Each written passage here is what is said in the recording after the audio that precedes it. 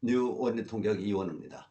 네 번째 시간이네요. 오가며 쉽게 배우는 통계학이라고 또 제 나름대로 붙였는데, 그렇게 기초 개념을 언제든지 생각만 나면 한번 이 영상을 통해서 생각날 때 통계학 기초 개념을 확실히 정리할 수 있다라고 생각하고 이 영상을 준비하고 있습니다. 자, 여지것은 자료라는 게 무엇이고 자료의 특성 그러면 평균과 표준편차 또는 분산이다 그랬죠. 이 분산, 표준편차를 구하는데 자유도라는 것이 있습니다를 설명을 했는데 여러분들 제대로 이해했나 모르겠습니다. 그리고 자료들을 눈으로 한번 보자. 그래서 그래프를 그리는데 어려운 그래프 전혀 아닙니다. 막대 그래프. 예? 그거 생각하시면 돼요. 그 그래프를 그리면 그 자료의 분포라는 것이 어떻게 생겼구나 하는 것을 알 수 있다는 거죠. 그래서 우리는 그래프도 유용한 자료의 분석 도구로 사용이 되는 겁니다. 자, 오늘은 이제 확률과 확률 변수에 대한 설명을 하도록 하겠습니다. 확률 그러면 그 아주 그 어려운 거, 뭐 복잡한 거, 풀어도 틀리는 거 그런 개념이죠. 예, 맞습니다. 고등학교 시절에 이 확률 문제들이 까다롭기 때문에 여기서 확률 그러면 정이 떨어지죠. 예? 어렵다. 뭔가 풀어도 제대로 안 풀리니까. 그런데 우리는 생활에서 확률이라는 단어를 또 많이 사용합니다. 확률, 뭡니까? 확률이란 어떤 일이나 시행 또는 실험이나 마찬가지예요. 시행은 트라이얼이고 실험은 익스페리먼트입니다. 이 일어날 가능성 여기까지는 정답이 아니고 0과 1 사이의 값 또는 퍼센트로 나타낸 거를 우리가 확률이라고 합니다. 이 개념만 알면 돼요. 고등학교 시절에 배웠던 확률은 사실은 통계학에서 확률 분포라는 것이 나와가고 그 확률, 고등학교 시절의 확률하고 이 우리가 이야기하고자 하는 확률학 분포라는 거하고 이제 연결이 되기 때문에 통계학에서 조금 언급하면 됩니다. 고등학교 때 배운 거는 전부 몰라도 기억하지 못해도 좋습니다. 뭐 중복 조합 이런 문제. 이거 아주 복잡하고 어려운 문제더군요. 아무튼 자, 그래서 우리 일상생활에서 내일 비가 올 확률이 얼마냐? 70%래. 비가 올 확률이 70%래. 그러면 뭐 어디를 갈 건가 말 건가 의사결정하는데 이런 정보들, 이런 값들이 이제 이용될 수도 있죠. 내가 이번 인사에서 승진할 확률은 120%야. 이것도 뭡니까? 예? 120%. 이거 과장법이죠. 그냥 과장하느라고 확실한 것이 100%야. 1.0이야. 내일 동쪽에서 해가 뜬다. 이건 진리죠. 진리에 대한 거는 진리는 100% 일어난다는 게 소위 진리야. 그런데 120%야라는 것은 확실하다는 것을 과장하는 어법이죠. 그러니까 그걸 뭐 틀렸다 맞는다 따질 일은 아니다라는 이야기고요. 확률이라는 것은 여러분들이 기억하고 있는 것은 무슨 A 사건에 대한 확률 그러면 모든 경우의 수 분의 A의 경우의 수 뭐 이런 식으로 이제 확률 문제를 옛날에 풀었던 기억이 있을 텐데 아무튼 표본 공간 위에 정의된다. 그럼 또 표본 공간은 뭐냐? 표본 공간이란 어떤 실험, 에서 일어나는 모든 가능한 결과들의 집합이 표본 공간이야. 그러니까 모든 경우의 수가 되는 거죠. 그렇죠? 모든 경우의 수를 구성하고 있는 것이 소위 표본 공간이라는 이야기예요. 그런데 보세요. 이 표본 공간이라는 거, 어떤 시행에서 일어나는 모든 가능한 결과들의 집합이라는 것은 관심 있는 모든 자료들의 집합. 이 개념이죠. 모집단 개념이야. 표본 공간은 곧 모집단이 된다. 모집단이다. 그래서 모집단은 이제 통계학에서 이용하는 그런 개념이고 표본 공간은 단순히 고등학교 시절까지 확률 구하는 문제에 연결된 관련된 개념이다. 예? 그렇게 간단히 이해하고 넘어가겠습니다. 예. 자, 통계학에서는 숫자를 다루는 거죠. 숫자를 다뤄. 아무튼 자료가 많으면, 자료가 크면 이거 손으로 해결할 수가 없어. 그래서 컴퓨터라는 것이 있으니까 컴퓨터에 입력을, 자료를 입력해서 뭔가를 하는 거죠. 예, 지금 당장은 뭐 표본과 표준 편차 구하는 거다라고 생각해도 좋습니다. 통계학은 그렇게 숫자를 다루는 건데, 표본 공간을 가지고 이야기하는 게 아니고 모집단을 가지고 전개한다, 이야기하는 거다. 그래서 표본 공간이라는 확률이 정의되는 그 집합을 모집단으로 바꿔주는 것이 이제 확률 변수라는 겁니다. 확률 변수라는 것도 아주 뭐 간단한 개념은 아니에요. 특히 처음 듣는 분들, 이것도 뭐 그렇게 만만치 않은 까다로운 개념이라고.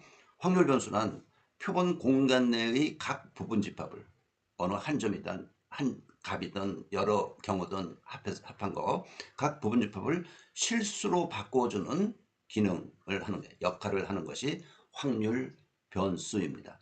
예? 그러면 결국 뭐야? 그 결과가, 확률 변수의 결과가 이제 모집단이 되는 거란 말이에요. 그렇죠?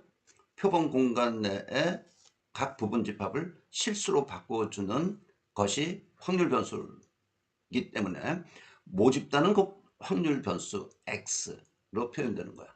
네? 확률 변수 그러면 모집단을 이야기하는 거구나 라고 이해를 해도 괜찮습니다. 그리고 이제 일단 뭐 우리가 어려서부터 X 그렇게 표현한 거, 방정식을 풀 때, 모르는 값 어떤 값 하나를 풀 때 X하고 이 확률 변수 X하고는 다르죠. 이름도 다르잖아. 확률 변수, 확률이라는 게 붙었으니까. 그렇죠? 물론 X가 아니라 Y로 표시할 수도 있고 뭐 Z, G로 표현할 수도 있고 어떻게 표시해도 좋지만, 표현해도 좋지만 X가 가장 대표적인, 예, 확률 변수를 표현하는 수단입니다.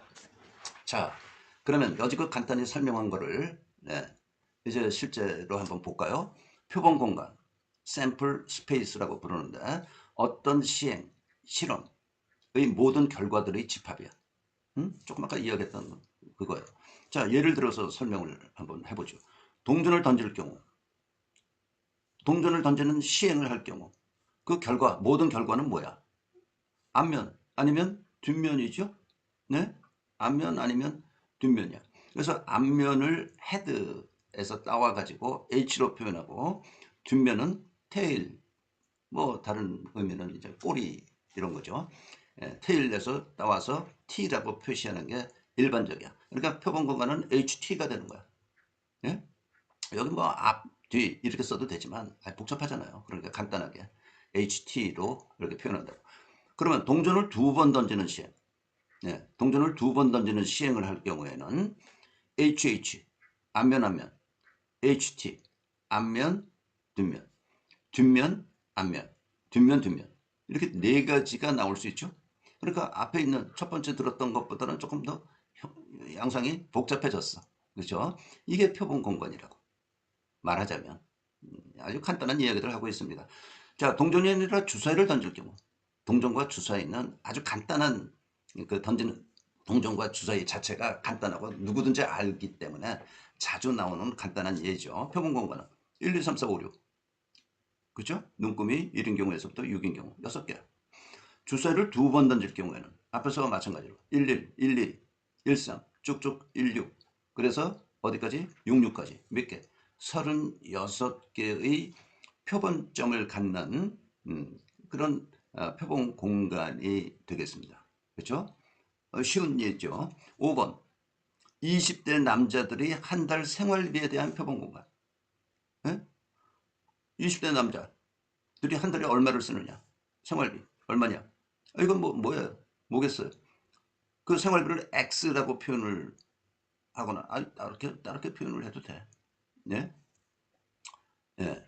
뭐 2라고 표현을 해도 좋고, X라고 표현하자고요. X는 0보다 크거나 같은 어떤 값이야. 무한대까지이지만, 아니 무한대 생활비 쓰는 사람은 없을 테니까. 예. 아무튼 표본 공간에서는 0보다 크거나 같은 어떤 값이다. 생활비다. 그죠? 예. 앞에 네 개하고는 조금 색다른 표본 공간입니다. 그런데 확률 변수, 확률 변수 이제 조금 더 자세하게 설명을 하겠지만, 표본 공간과 밀접한 것이기 때문에 표본 공간 내의 각 값들을 부분집합을 또는 부분집합을 실수로 바꿔주는 거라고 했어. 실수로. 1번 x를 표면의 수, 앞면의 수라고 하자고요. 그러면 x는 어떤 값이 돼? h 나왔을 때 1이고 뒷면 나오면 안 나왔으니까 0 아니에요. 0과 1 두 개의 값을 가져. 자, 두 번째 예에 대해서 표면의 수라고 x를 앞면의 수예요. 앞면의 수라고 정의를 하면 x는 뭐겠어요? 0 아니면 1 아니면 2. 요거는 2고 두 개니까. 요거는 1. 요것도 1. 그러니까 ht, th일 때 1의 값을 갖는다고. 그리고 tt일 때 앞면수가 없으니까 0의 값을 갖는 거다라는 이야기야. 그래서 0, 1, 2 이렇게 세 개의 값을 갖는 확률 변수가 되는 겁니다. 3번 주사를 던지고 표본 공간에 1, 2, 3, 4, 5, 6 주사의 눈 그러면 x가 갖는 값은 뭐야? 1, 마찬가지 똑같아요. 1, 2, 3, 4, 5, 6 이건 뭐 표본 공간이나 x가 갖는 값, 즉 x가 갖는 값들의 집합이 이제 모집단이기 때문에 모집단을 확률 변수로 표현한다라고 그러는데 뭐 이거 똑같네요. 그렇죠? x 주사를 두 번 던질 경우 x를 두 눈의 합이 짝수가 되는 경우 두 눈의 합이 짝수가 되는 경우 그러면 2가 될 수가 있고 x가 갖는 값은 4일 수 있고 6일 수 있고 어디까지? 12까지 이렇게 값들을 가질 수가 있는 거죠. 그렇죠? 5번 20대 남자들이 한 달 생활비 20대 남자들이 한 달 생활비 이것도 마찬가지 뭐 그렇죠? x가 갖는 값은 0보다 크거나 같은 값을 갖는 거야. 이게 표본 공간과 확률 변수의 관계입니다. 그러니까 확률 변수라는 것은 표본 공간 위에 정의 이것도 마찬가지로 정의되는 건데 확률 변수는 표본 공간 내에 각 값 또는 부분 집합들 뭐 이런 것들을 실수로 바꿔주는 거야. 그래서 그 바뀐 실수를 가지고 우리는 자료라고 하는 겁니다. 그러니까 확률 변수는 표본 공간 통계에서 이런 것들이 있기 때문에 어렵지만 이렇게 문자로 표현이 되거나 뭐 여러 가지 다른 까다로운 것들로 이루어지기 때문에 표본 공간 그 자체를 수량화하기 위해서 확률 변수라는 것이 있다 정도만 이해하고 넘어가도 되겠습니다. 자, 확률 변수 일반적으로 그냥 x라고 표현한다고 그랬어요. x 표본 공간이 있어. 그런데 그 x가 표본 공간에 있는 각 값들을 실수값으로 바꿔줘. 그럼 그것이 바로 우리가 이야기하는 모집단이라는 거야. 네? 모집단이라는 거야.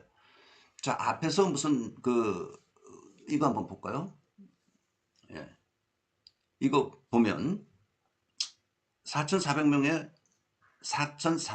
명의 A 후보 지지 여부.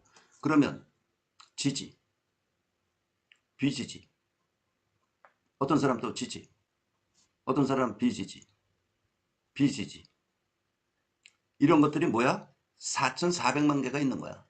근데 이 4,400만 개의 이 값들을 이게 표본 공간이죠. 표본 공간을 수량화해야 돼. 그러면 지지할 경우에는 x, 지지할 경우에는 1의 값을 주고 지지하지 않으면 0의 값을 줘보자고. 말 되죠? 그러면 0 아니면 1인 x라는 확률 변수가 그렇다고 지지 경우, 비지지 경우. 그러면 0 아니면 1인 것이 4,400만 개 있는 거야. 그래서 1,500개의 표본 값을 얻으면 1 아니면 0인 것이 그렇죠?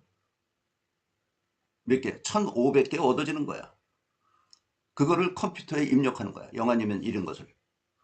그렇죠? 컴퓨터에 지지, 비지지 이렇게 숫자, 문자, 글자를 쳐 넣으면 되겠어요. 그런 개념으로 여러분들이 이해하면 됩니다.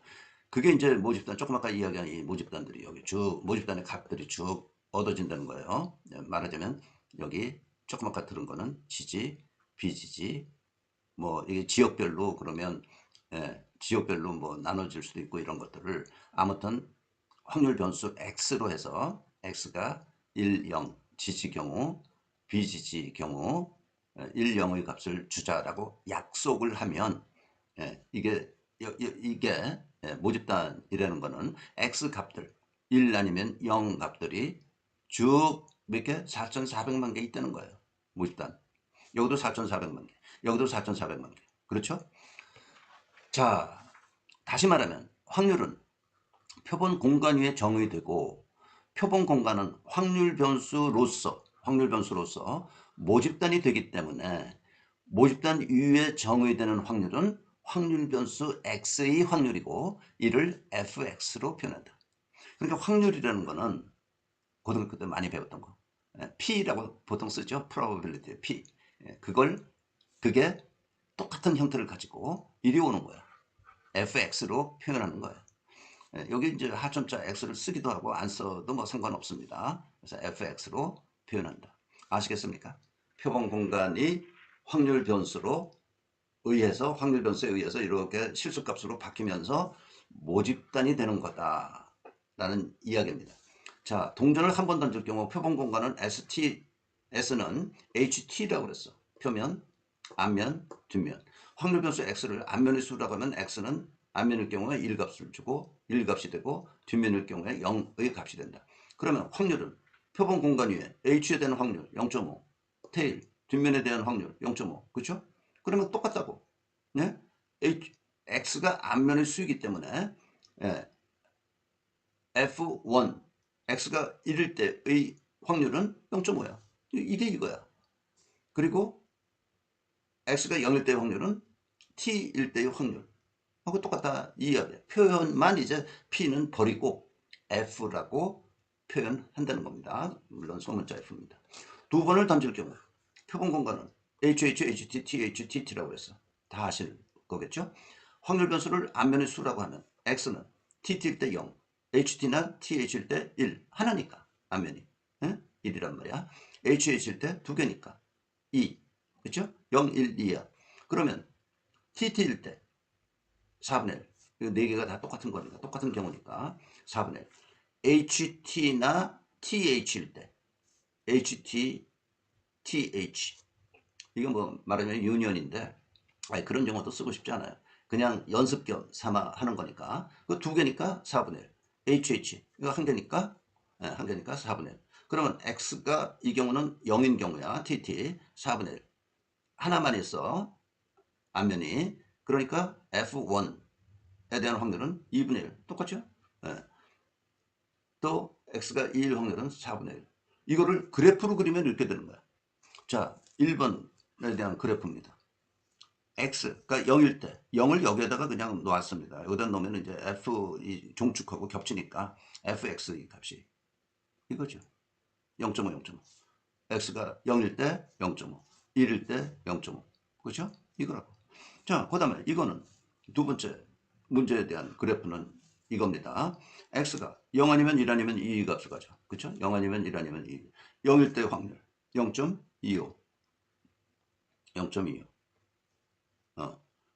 1일 때 0.5. 그죠? 0.5, 2분의 1. 또 x가 2일 때 0.25, 4분의 1. 이게 말하자면 확률 분포라고요. 확률 분포. 말이 되죠? 이거를 이제 좀 기둥으로 그리면 이렇게 되는 거예요. 이렇게. 예? 막대 그래프로 그리면. 그냥 직선이 아니라 기둥을 이용을 하면 이런 그래프를 그릴 수 있는 거다라는 이야기고요. 이런 것들을 우리가 확률 분포다라고 이야기를 합니다. 확률 분포에 대한 이야기는 조금 이제 더 설명을 좀 더 할 거고요. 아주 간단한 개념의 표본 공간, 확률 변수, 모집단의 관계 이것을 오늘 설명했습니다. 쉽죠?